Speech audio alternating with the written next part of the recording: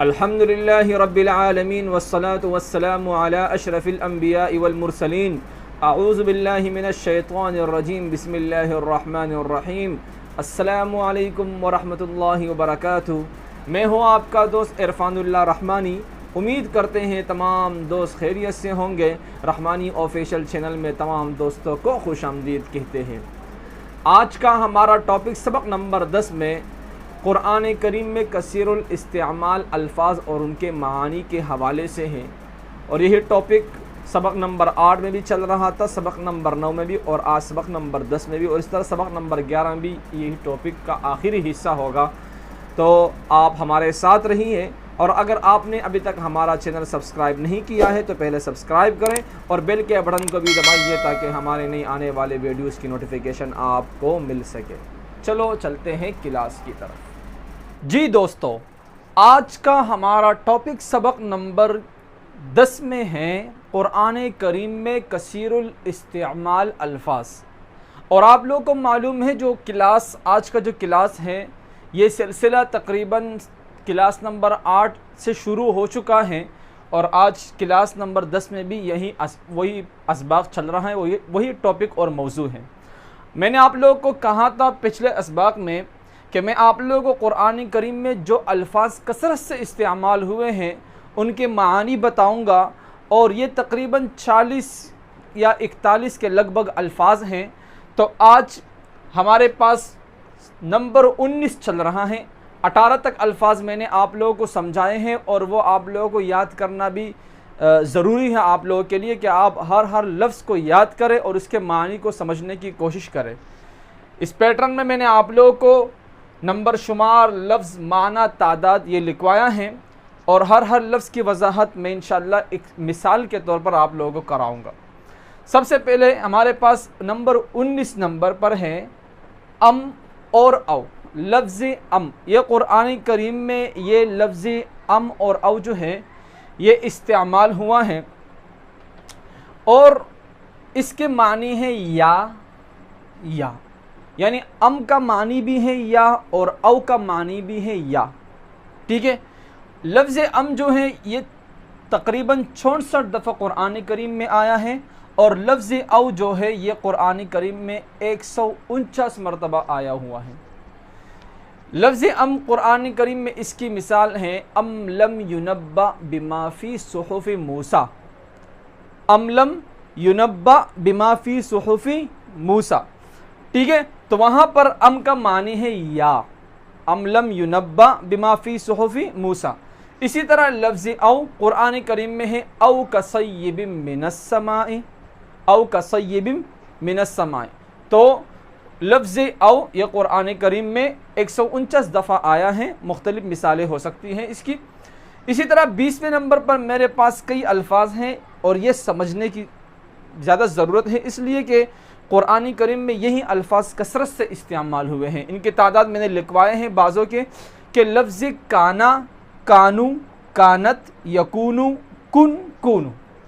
حالانکہ یہ ایک ہی مادے سے بنا ہے، لفظ کانا، یہ سارے الفاظ ایک ہی مادے سے بنا ہے، لیکن الفاظ یعنی صیغے کی تبدیلی سے معنی بھی تبدیل ہو جاتا ہے، یا معنی تو ایک دیتے ہیں لیکن مذکر مؤنث کا فرق آ جاتا ہے۔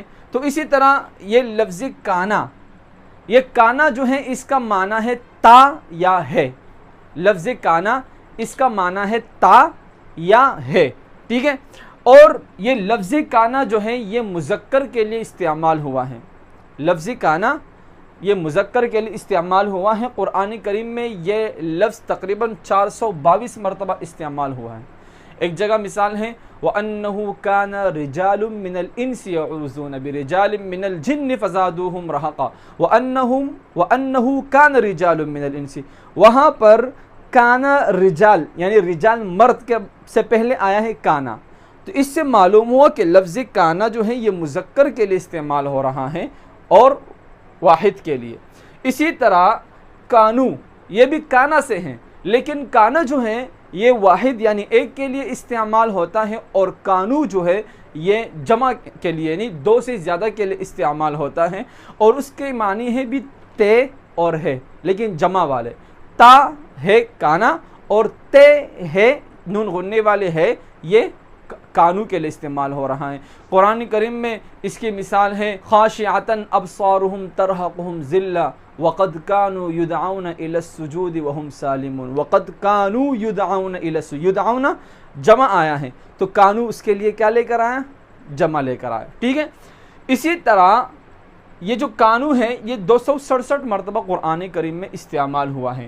اسی طرح میرے پاس جو تیسرا لفظ ہے وہ ہے کانت۔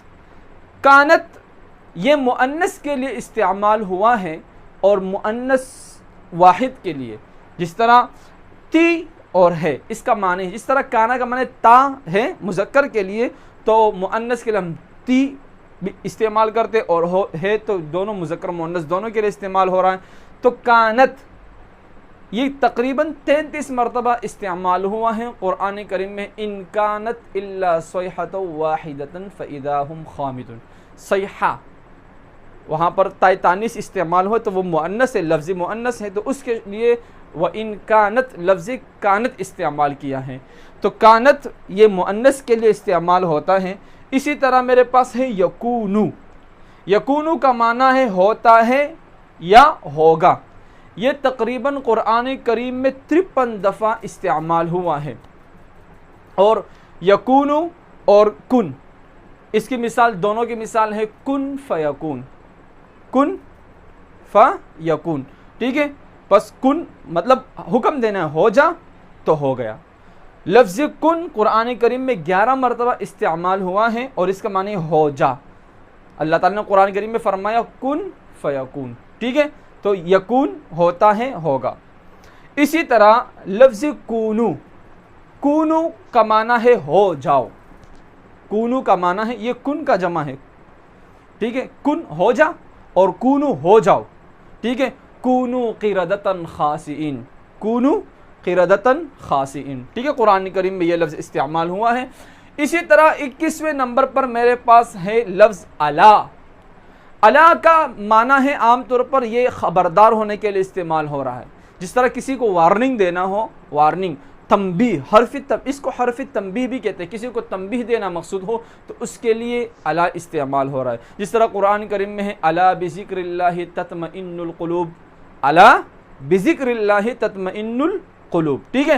تو اسی طرح یہ لفظ قرآن کریم میں 38 مرتبہ یعنی 38 دفعہ استعمال ہوا ہے اور اس کے معنی ہے خبردار یا سنو، ٹھیک ہے۔ اسی طرح 22ویں نمبر پر میرے پاس لفظ ہے کما۔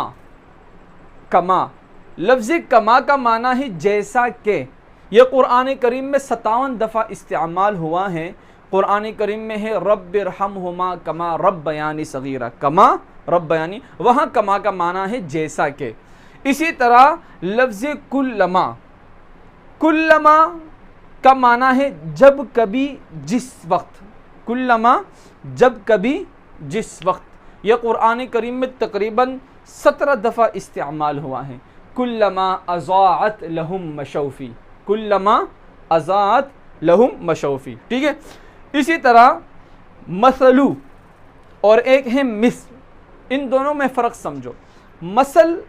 مثل یہ کہتے ہیں مثال کو، ٹھیک ہے، یعنی کہ مثال ایک چیز کا ہم مثال دیتے ہیں، ٹھیک ہے، تو اس کو کہتے ہیں مثل۔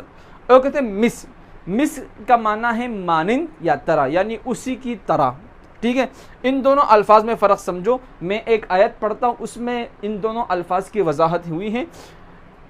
مثل، لفظ مثل قرآن کریم میں 50 مرتبہ استعمال ہوا ہے۔ کتنے مرتبہ؟ 50 مرتبہ قرآن کریم میں استعمال ہوا ہے۔ اور مثل جو ہے قرآن کریم میں 17 دفعہ استعمال ہوا ہے۔ قرآن کریم میں ایک آیت ہے مثل الذین ينفقون اموالهم فی سبیل اللہ کمثل حبہ انبتت 7 سنابل، ٹھیک ہے۔ تو مثل الذین ينفقون، مثال دیا ہوا، مثل الذین ينفقون اموالهم، مثل الذین خرچ کرو ان لوگوں کی طرح، ينفقون اموالهم ان کی مثال دے رہے ہیں۔ مثل الذین وہ ان لوگوں کی مثال युनफिकून अमवालहुम, जो अपने मालों को खर्च करते हैं, फ़ी सबीलिल्लाह, अल्लाह के रास्ते में, कमसली हब्बतिन अम्बतत सबअ सनाबिला, कमसली हब्बतिन अम्बतत सबअ सनाबिला, ठीक है। तो वो कमसली हब्बतिन, एक दाना जो है वो अम्बतत सबअ सनाबिला, उससे 7 खोशे निकलते हैं।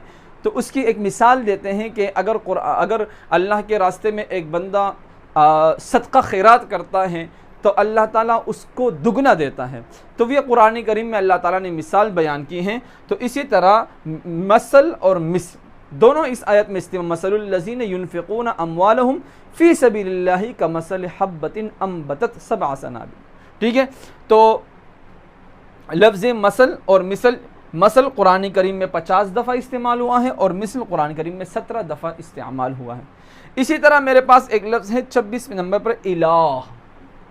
इलाह ये आलिहा की जमा है और लफ्ज़ इलाह जो है इसका माना है माबूद। माबूद उसको कहते हैं जिसकी इबादत की जाए, और हमारा माबूद जो है वो अल्लाह है। हमारे कलमे में इसकी वजाहत कलमे में है ला इलाहा इल्लल्लाह, ला इलाहा, नहीं है कोई माबूद, ठीक है, यानी इबादत के लायक इलाह, कोई इलाह नहीं है, अल्लाह के सिवा कोई इबादत के लायक नहीं है, कोई माबूद नहीं है। तो इलाह का माना हुआ माबूद। तो आज मैंने आप लोगों को 26 तक अल्फाज पढ़ाएं, आप इसको याद करें और अपने पास नोटबुक में महफूज करें। आज के लिए इतना ही काफ़ी है। मिलते हैं अगले क्लास में। खुश रहें, आबाद रहें, अपने आसपास के माहौल को साफ़ सुथरा रखें। अस्सलामु अलैकुम।